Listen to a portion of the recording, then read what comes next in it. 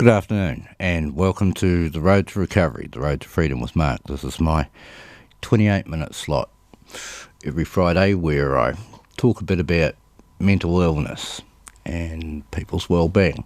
And I read some stories about adventures that I've had over my lifetime. I've led a very interesting life, a very unusual life. I spent a fair bit of time in Southeast Asia, a couple of years in Africa, 5 years in Europe, where I lived, and I met a lot of people, a hell of a lot of people from all different races and walks of life. And as far as mental illness goes, I've suffered from depression since I was around about 4.5. So, pretty close to 50 years. And I've had all kinds of offers of help over the years. But what I find with mental health is we are all of us individuals, and our experiences are different. And, you know, over the years I've come to realise that it is what I am. It is part of me. It is what I consist of. And to take that away, to rip out the bad, takes a lot of the good with it as well. And that is a very difficult problem. You know, that's a nut that's mighty hard to crack. How do you become well? Because I have absolutely no desire to conform or to be like everybody else. That is the last thing in the world I want to do. I have no intention of becoming homogenised. I like to be an individual, to think differently to other people, and I think that adds an interesting perspective. I will often come up with thoughts and ideas that nobody else has thought of. And that's because I guess I am peculiar, and that does make life very difficult. Being different is always a struggle. You always feel isolated, and that is only natural. And that happens with a lot of people growing up, especially, you know, kids want only to be the same as everybody else, and they don't realise at the time, you know, exactly what's going on. And I certainly had no idea, you know, as a 4 or 5-year-old, I'd never heard of mental illness. I was not even aware of the fact. And when you're growing up, you always think that, isn't everyone like this? Aren't we all like this? And the fact is, no, we're not. Everybody is different, and it is very difficult sometimes to identify mental illness in young people. They don't always show things, and often people cover things up out of shame and embarrassment that they might realise to some degree that there's something going on, but they have no idea who to talk to. Often it's very difficult to talk to your parents or siblings about things like this, and there is basically nobody else. There is a fear of losing your friends or isolating yourself from them if you talk about things that are uncomfortable, awkward and difficult and make you seem, you know, at least in your own perception, less than everybody else, in some way inadequate. And we do not want to be that thing. We are afraid of that. And there are two great drivers in this world, greed and fear. Those are the two greatest driving forces of humankind. And often we find that fear encourages us to take the coward's way. And what I mean by that is to do nothing. Now, there are only ever two directions in life that you can take. Those are the only two that exist. There is doing something and going forward, or there is doing nothing and going backwards. You don't stay still by doing nothing. You go backwards. Things erode. Things get worse. You don't fix the leak gets worse. You know that as well as I.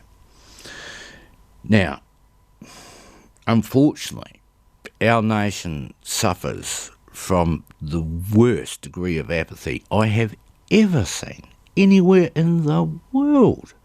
If we don't like something, we ignore it and walk away. That's part of our culture. That's what we do. We don't like our meal, we don't complain, we just leave and never come back. If we find something difficult, something we don't agree with, we generally turn our backs on it and walk away. And this is what we have done. For the last 50 years, we have simply ignored mental health as an issue. It has now become the latest craze. It has now become popular.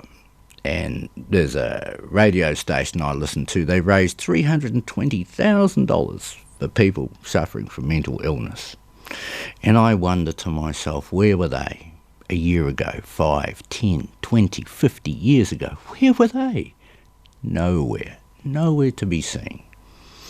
And long after they're gone and this is no longer popular, I will still be here. So I tell you what about you give me 1 stinking percent, in fact 1/3 of 1% of what you earned there and support my radio station, and long after you've gone and walked away, turned your back and forgotten all of the people suffering from mental illness out there, I will still be doing this job, God willing. What we need to do to change this, the solution to the problem, is you and me, not the government, not a philanthropist or a benevolent, loving God. It is down to you and me. We are all each other have, and we only get one crack at this. So why, oh why, would you let people you love suffer when you can do something about it? Now, you don't have to get in there and lift the world. You're not Atlas. I'm not expecting that of you. All I expect is that you make an effort, a tiny little effort, every single day to spread one ray of positivity into somebody else's life. This is how we fix this thing. This is how we begin. We have to start somewhere. We have to start with the first step, and that starts with you getting involved in any small way that you can in improving other people's lives, especially those suffering from mental illness. You would be just absolutely amazed how far a kind word can go, what a difference it can make in a world that is just full of rain and darkness and cold, and there seems no escape and no one that cares. And that is the biggest issue from anyone suffering from any kind of mental health. They feel isolated because they feel that no one cares.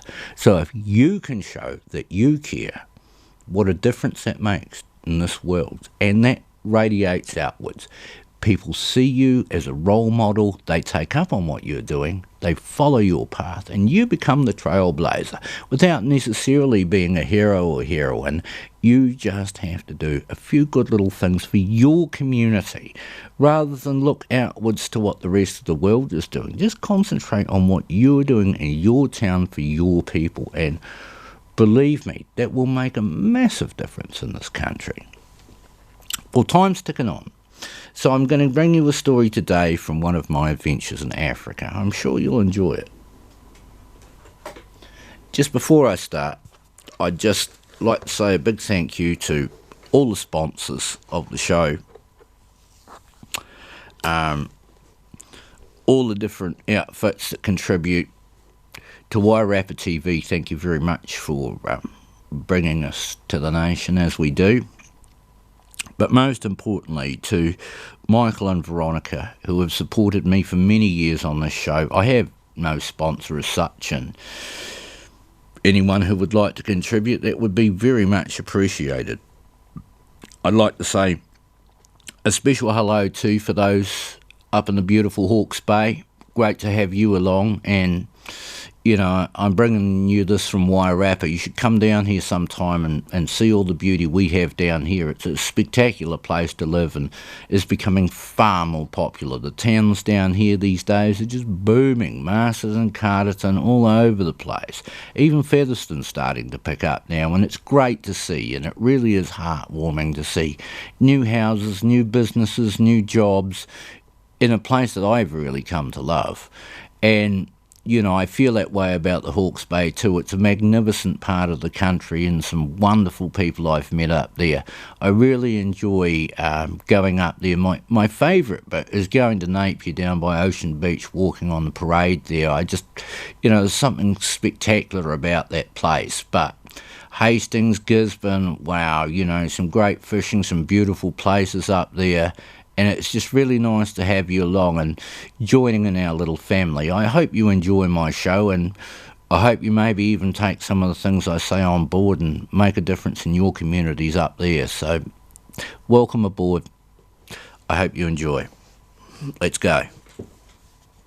This is Victoria Falls and Wangi Game Park.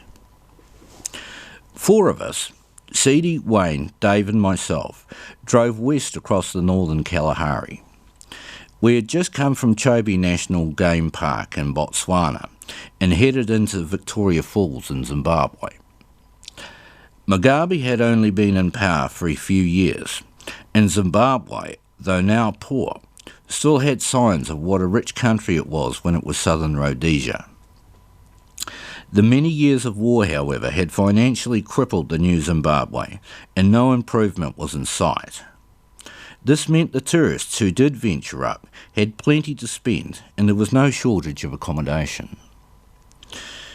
As we left Chobe, the desert started to take over again, so I drove from dawn till dark to get through to Victoria Falls. Victoria Falls is also named the Smoke That Thunders, and a few kilometres from the falls, we could hear the falls and see the mist above. Victoria Falls are reputed to be the largest in the world, and they are truly a sight to behold. Even before we lay eyes on them, they impress with a mighty thundering sound as we approach. The mighty Zambezi River feeds this natural wonder, and at first it is hard to take it all in, as it is some 1,700 metres long and some 100 metres from top to bottom. The Zambezi spills over a level sheet of basalt, making the drop sharp and spectacular. It is so sharp the falling water creates a permanent mist rising high up in the air to about 400 metres. It creates a rainbow above the falls by day, and a lunar moonbow can be seen on a full moon. The spray comes shooting upwards like inverted rain. Despite having been discovered by Livingstone as late as 1855, it has captivated tourists ever since, and we were no exceptions. We spent the best part of the first day on the more spectacular Zimbabwe side, where it is possible to get right up to the edge of the falls and see to the bottom. It was very slippery and dangerous at the edge, but well worth the risk for the view. We were there in late summer, so the falls had reduced to a series of about 9 discernible falls. Each one of them impressive in itself, but the series together was truly breathtaking. At the end of the falls were a load of the biggest crocodiles I have ever seen in my life, with the falls acting like a smorgasbord for the massive beasts. The next day we crossed up to Zambia via Victoria Falls Bridge, which allows a unique view up the falls. Zambia was in a worse financial state than Zimbabwe, and black market money traders haggled openly for hard currency right outside the border guard's building. We left the car at the border and took a taxi to the nearest town to get on the gin and tonics. We then returned to one of the safari lodges where we had a fine meal on the riverfront as we watched the sun go down. Unfortunately, we drank too much and got stuck in Zambia when we missed the border closing.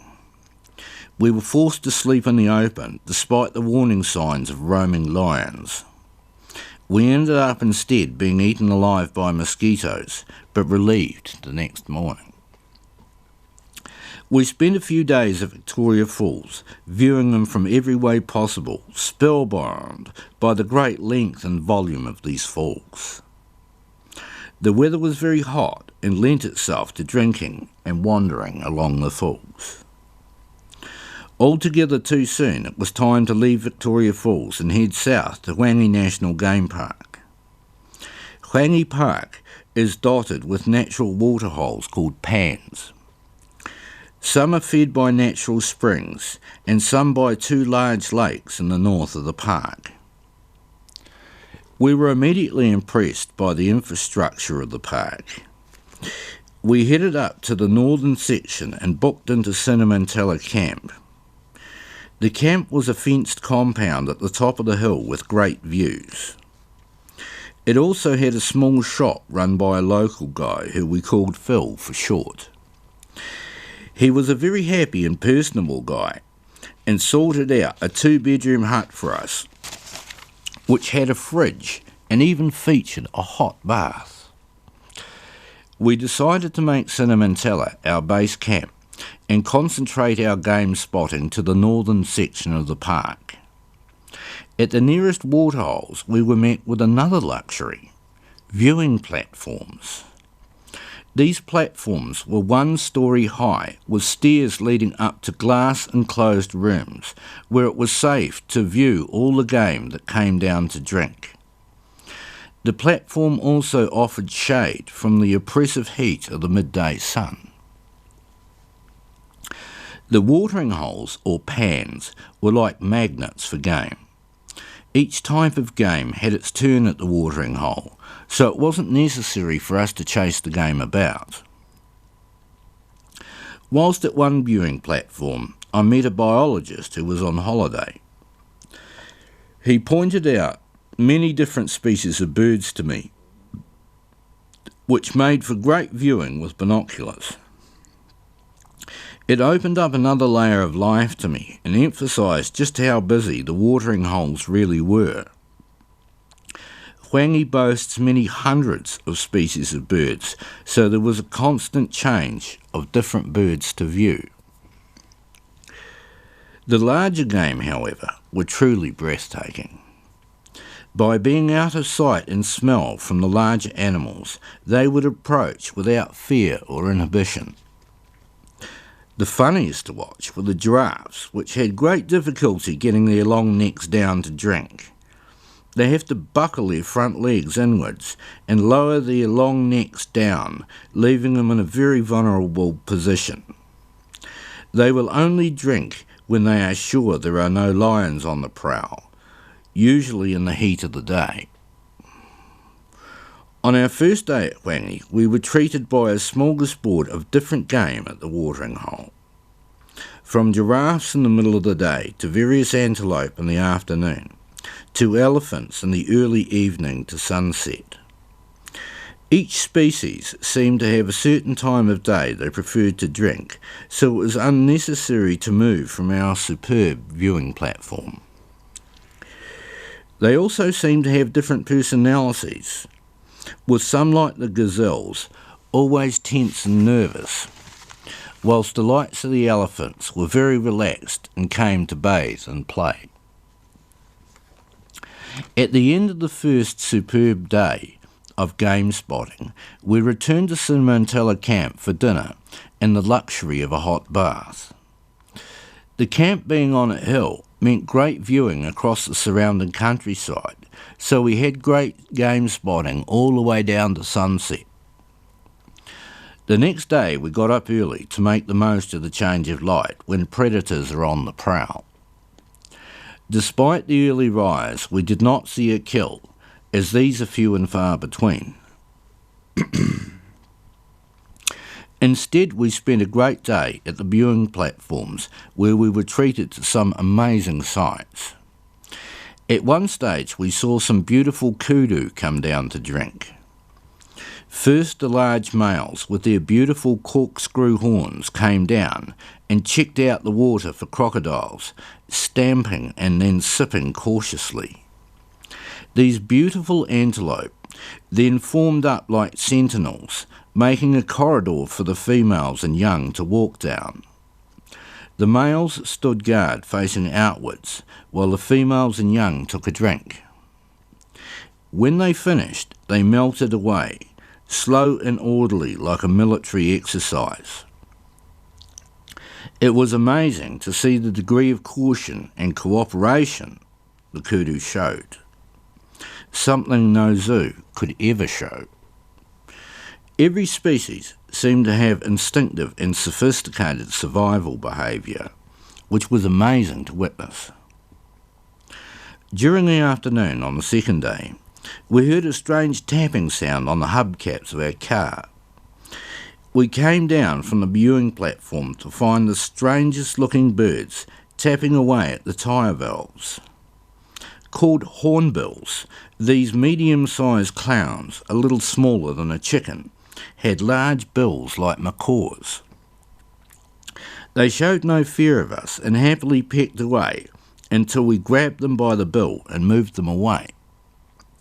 Undeterred, they came back for more until we tired of our little game and left them to peck away until they lost interest.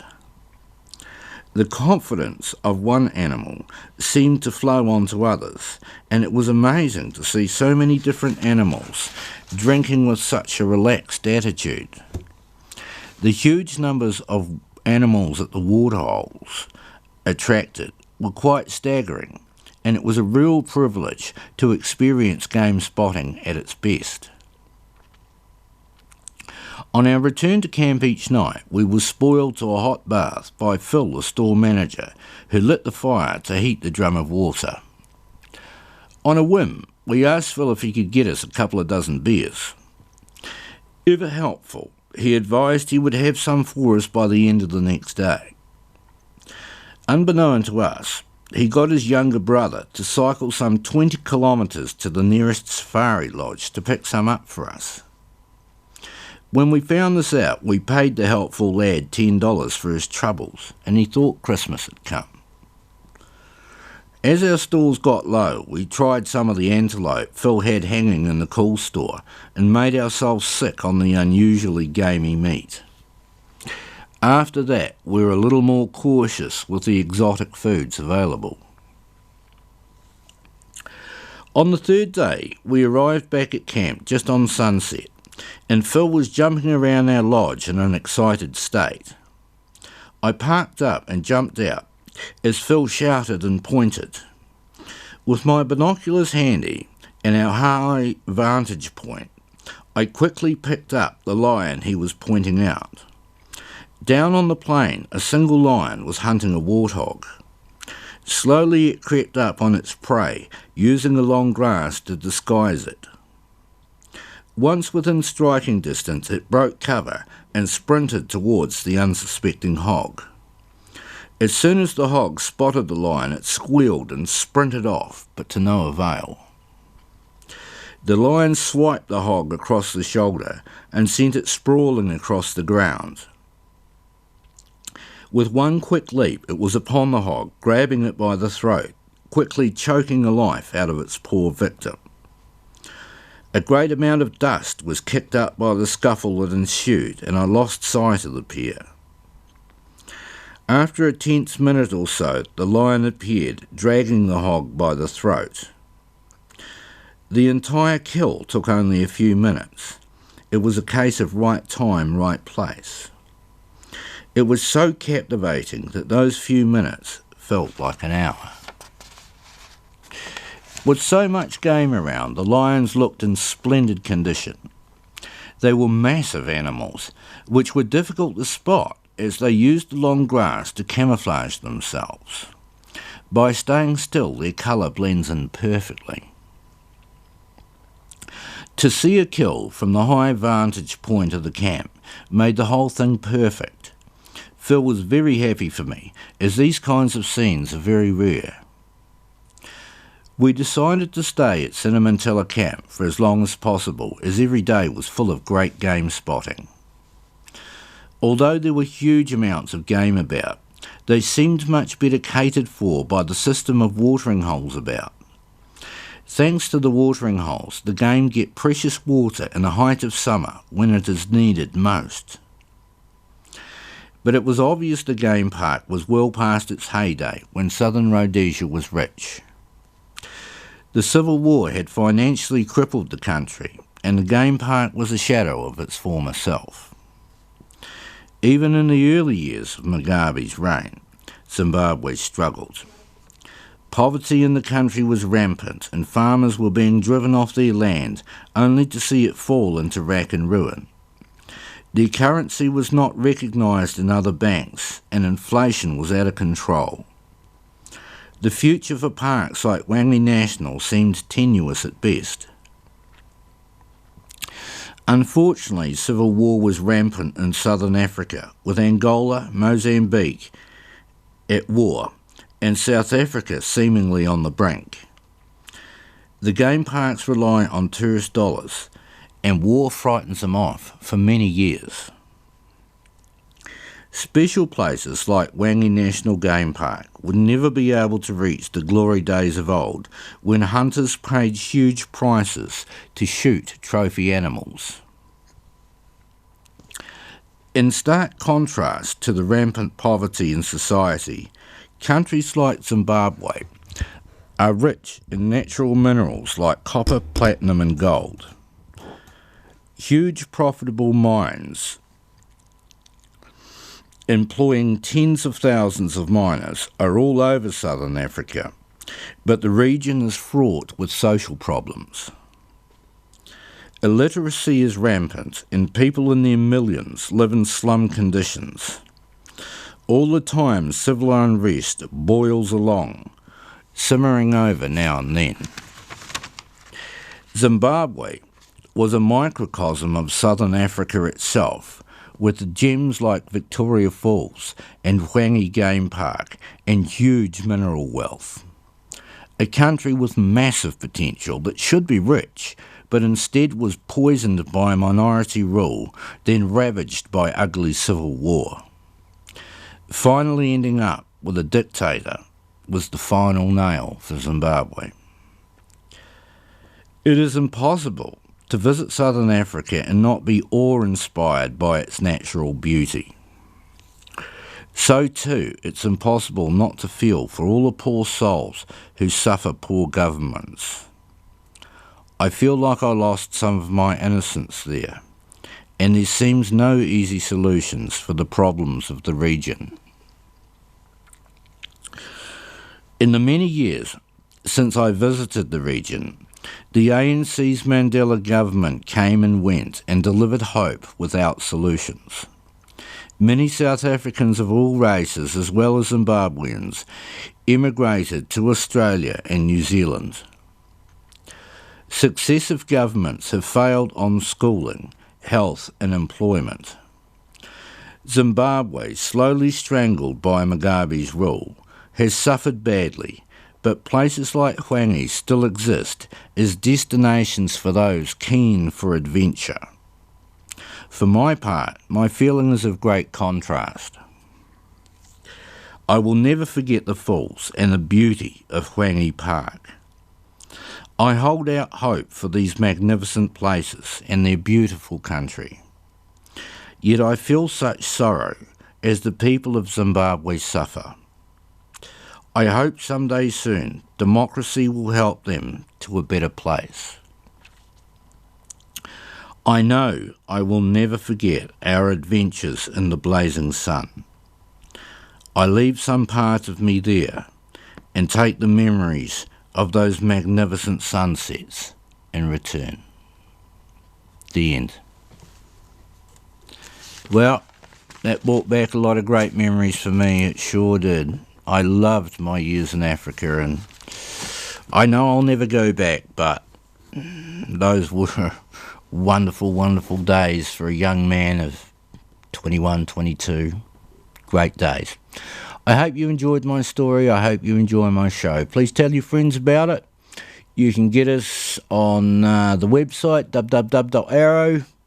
We're on computer, radio, TV, you name it, we're there, and we'll keep on keeping on for as long as you want to listen and engage with us. And I hope you enjoy and get involved in any way you can. Thank you all very much for tuning in, and I'll catch you again next week. Bye for now.